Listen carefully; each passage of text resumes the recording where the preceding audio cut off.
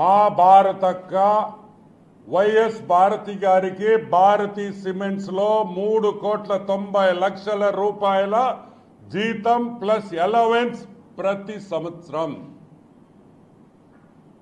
2 crores 90 lakhs జీతం సంవత్సరానికి, 1 crore allowance అంటే 3,90,00,000 రూపాయల సంవత్సరానికి జీతం మా భారతక్కకి సంవత్సరానికి వైఎస్ భారతి సిమెంట్స్ ఇస్తుంది అని మనవి చేస్తా ఉన్నాం. నేను చెప్పలే, వాళ్ళ కంపెనీ డీటెయిల్స్ అయ్యి.